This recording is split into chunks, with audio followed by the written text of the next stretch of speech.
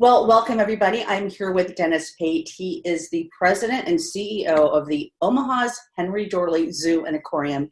Dennis, thank you so much for joining me today. Well, thanks for having me on. It's a real pleasure. I have to say, I love your background. Thank you. That is the focal point of the zoo for so many people coming to Omaha or here in Omaha. You see the dome, and I remember when that was built. Well, I'm in our conference room, and this is on the monitor behind me. Yeah. We do recognize it as the iconic thing about the zoo, and I couldn't be on here without showing off some part of the zoo.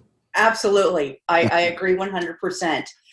So yeah, I wanted to sit down and talk with you today because again, as of mid-March, COVID-19 kind of swept into our community, and, that's impacted the zoo. It's impacted visiting the zoo, the events happening at the zoo. So I just want to, let's kind of start off with that. What is new, or what are you doing? How has it impacted the zoo?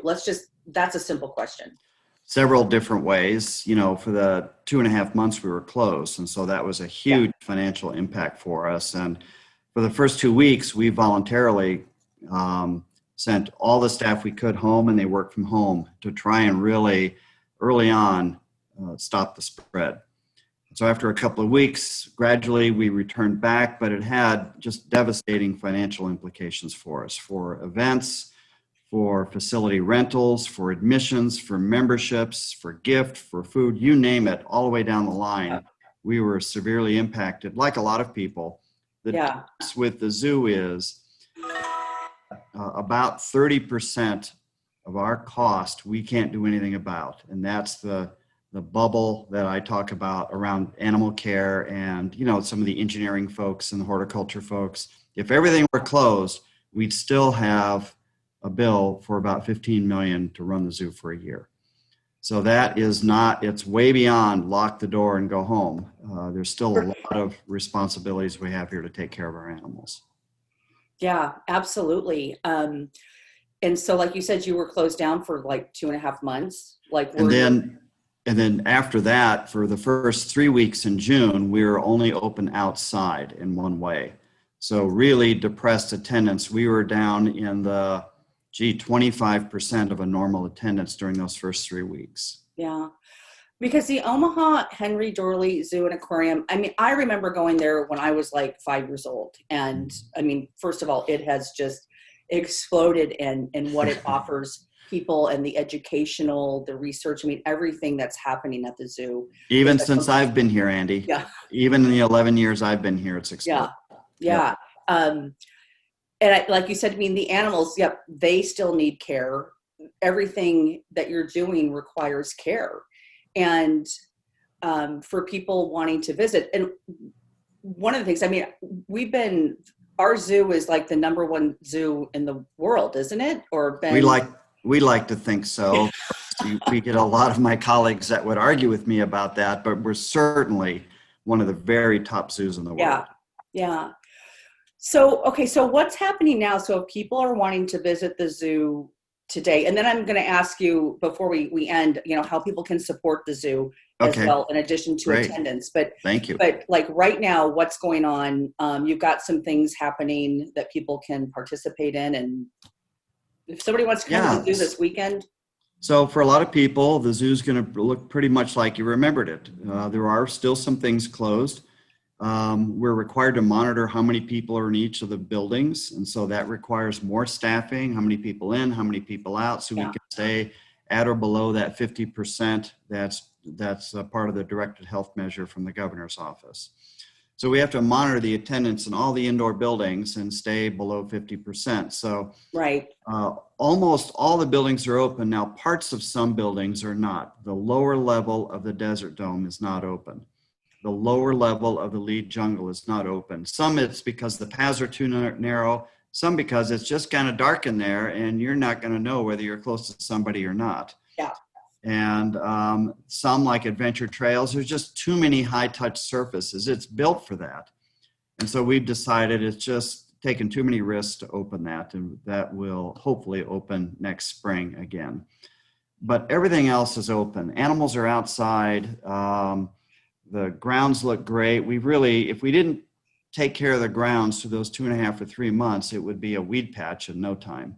Sure. We have a heavy investment in the landscaping here at the zoo. Of course, we have people here even while we're closed. A lot of our animals are dependent on life support. Think of the aquarium and the fishes and all of that. So Yeah. a lot of engineering folks here as well. But if you come through the zoo, it's going to feel an awfully lot like what you experienced last summer. The difference is that it's not quite as rich. You're not going to hear the keeper talks. You're not going to hear some of the narrations from the education department.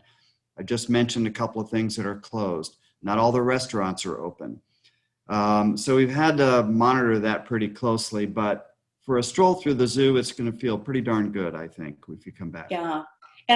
And what's popping in my head is a trip to the zoo kind of just, it's this relaxation. It's this thing that you can do for yourself. It's an experience to, first of all, experience Omaha, but it's nice to get, a lot of people we've been all together, all closed up, especially for the kids, or just, I don't have kids. Why wouldn't I want to go stroll through the zoo and just experience this beautiful place that we have here in Omaha? It's a wonderful walk.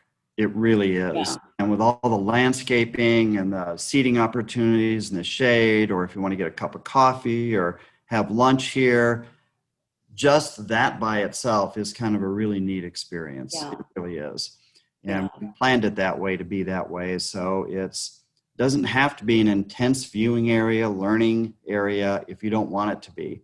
Right. For people, they love the opportunity, especially in this age where kids are on computers even more than they were before, or they're on their cell phones even more than they were before, to come with your family, put those aside and just talk about what you're seeing.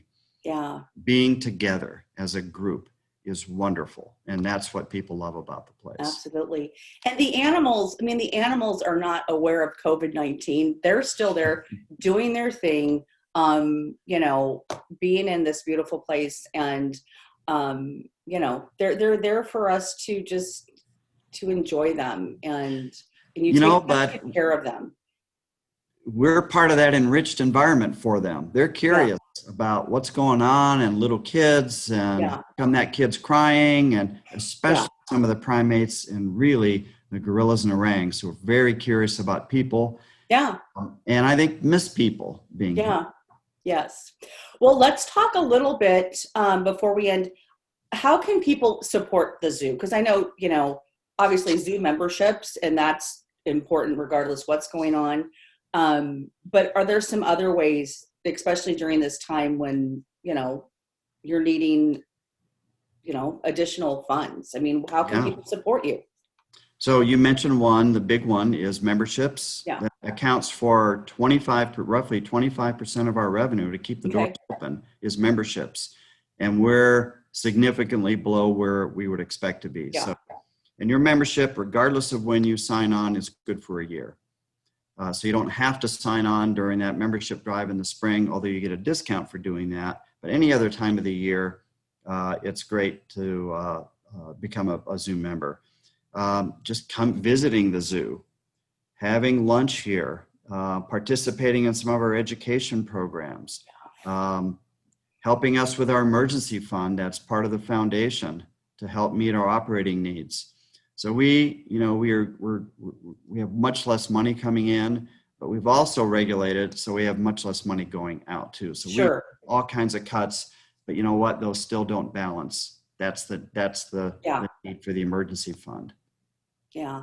And so people can go to your website to learn more, to donate, to buy a membership, and all that good stuff. You'll get, as soon as you open it up, you'll see choices on there about the emergency fund, how to visit the zoo. It can take you really easily to the membership page. It's very easy to be able to do all of that. So, and we have all the standard safety precautions in place that you would expect. In fact, we've probably done some of them earlier than most. We required masks way back in June for people to go in our buildings because we have concerns with animals too. So we've been doing that for quite a while. It's nothing new.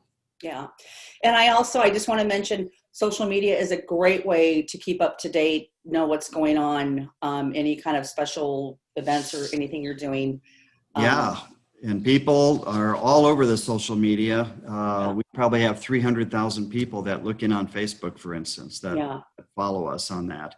We also have a ton of educational experiences that you can do virtually. Yes. There's 10 different programs for all of that, from backstage experiences, virtual field trips, student workshops, professional development for teachers, camps and classes, and on, scouts. All those things are all virtual experiences. So our education staff has really made a dramatic shift away from on grounds to still live, but Right. virtual.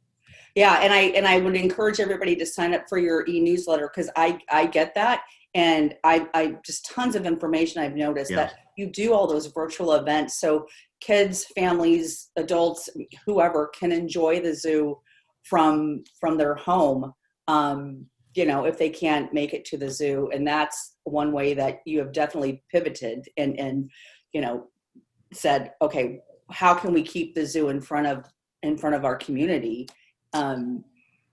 Yeah, and if your kids aren't in school full time and they need a learning experience about animals, by all means come out. Yes. And stroll the grounds and see what you can learn about diversity of life right here in Omaha, Nebraska. Well, Dennis, thank you again for taking the time to have this really wonderful conversation. I tell you, by end of day today, I promise I'm going to buy a zoo membership. So that's on my to-do list. Perfect. Before the end of the day today, and we'll get out there and enjoy the zoo and encourage everybody else to do that as well. Thank you for having me on. It's been great. Yeah, you're welcome. So we will talk to you soon. Okay. Thanks again. Bye-bye. Sure. Bye.